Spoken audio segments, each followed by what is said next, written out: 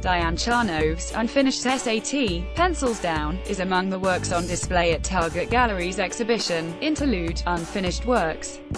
The show continues through Jan. 21. Diane Charnov, Target Gallery. Famously, unfinished works of art are often left that way for a solemn reason: the creators died. But there are other possible explanations for walking away. A partial artwork could still be in process or be an attempt to capture a fleeting, imperfect perception. Or it might be a fully realized piece on the subject of incompletion. There are examples of all those in Target Gallery's Interlude, Unfinished Works. Bushra Shamma's Honeymoon. Bushra Shamma, Target Gallery. The show gathers work by 21 artists, about half local.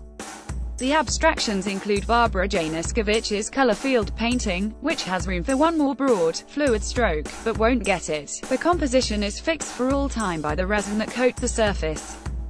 Sarah Hardesty is showing a monochromatic, cross-hatched picture that was to be the foundation for further painting until she decided she was done.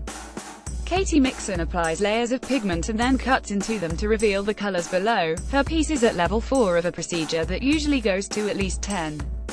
Other entries are illustrative, although not of physical things. Bushra Shamma's rendering of her parents on the honeymoon was left partial to signify her mother's early death. Nicole Fosse's picture of a partly clothed woman is intentionally sketchy to embody the transition from naked to dressed. Kathleen Greco's partly erased pencil drawing seeks a visual equivalent of John Cage's chance-generated, Zen-inspired music. Diane Charnov summons high school trauma with an incomplete SAT answer sheet, transferred from flimsy paper to a sturdy ceramic block. Actual paper is the medium of the show's largest piece, Haley Kyong's hanging helix sculpture, which folds the complexity of DNA out of one spiraling sheet. Individual people can be complete, more or less, but humanity is an ongoing project.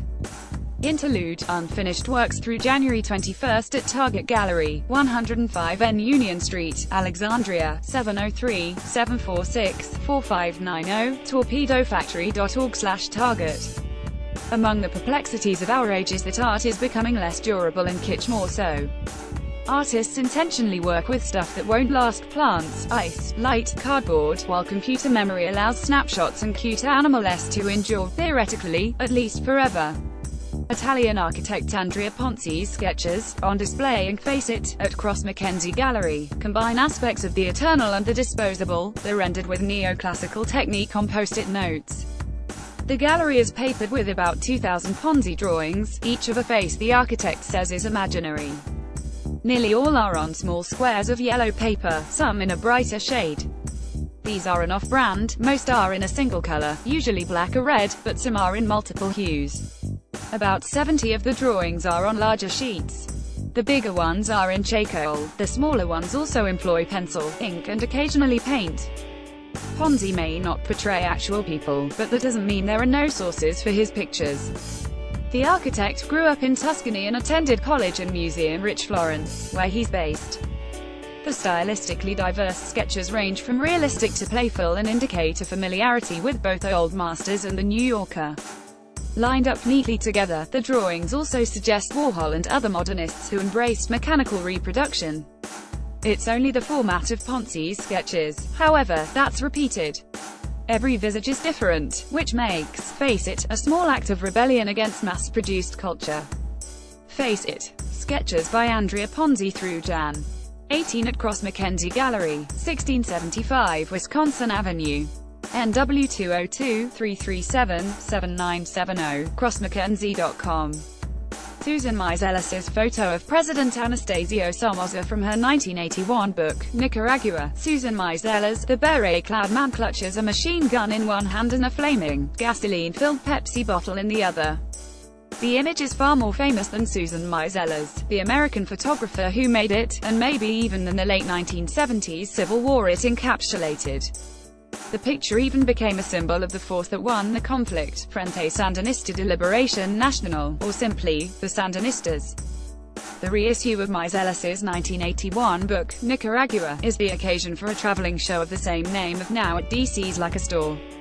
The layout places the Molotov cocktail wielder next to an equally extraordinary shot of his enemies, President Anastasio Somoza and company, all in white suits as if on the way to a neo-fascist prom. but most of the pictures document the uprising and its working class bystanders being searched, standing in the ruins of their former homes or hauling a husband's wrapped corpse home on a simple pushcart. Although Meiselas is not primarily a war photographer, she didn't divert her gaze from gruesome scenes. The most disturbing photo here depicts a lovely vista whose foreground is dominated by a mutilated body. The location was a frequent killing field for Somoz's National Guard, but the brutality evokes the latest dispatches from Syria, Yemen and Burma. Susan Meiselas, Nicaragua through Jan. 30 at Leica, 977 F Street. NW, 202-787-5900, leicastore.com. Préfet Dufault's Ville Imaginaire, on view at the Watergate Gallery. Préfet Dufaux, Watergate Gallery. But the Haitian artist's naivete is sometimes tempered by guile. The elongated figures and trees in Jonas Profil's pictures suggest a tropical Giacometti. In Préfet Dufault's Villa Imaginaire, multi-level waterfront paradises twist into the sky like the handiwork of an MC. Escher, whose style softened while on a Caribbean getaway. Sometimes the desired balance of directness and intricacy is achieved by the choice of subject, as in L'Arcane Innocent's depiction of an elaborate pink house with ornate white railings. It contains complexity in a single entity. Uncharacteristically minimalist in composition, yet striking in execution, is Carol Blaine's still life of three orange gourds on a rich blue background. Among the returning artists who have made an impression in the gallery's previous Haitian art shows are Emmanuel Joseph and Kenz Cassagnol. The former portrays jungles full of creatures, including lions and zebras, not found naturally in Haiti. The latter depicts landscapes in which prominently positioned seed pods harbor miniature worlds. Both Joseph and Cassagnol paint flatly, but their visions are deeper than their styles. Rhythm and Color in Haiti through January 20 at Watergate Gallery, 2552 Virginia Avenue. NW 202-338-4488, WatergateGalleryFrameDesign.com.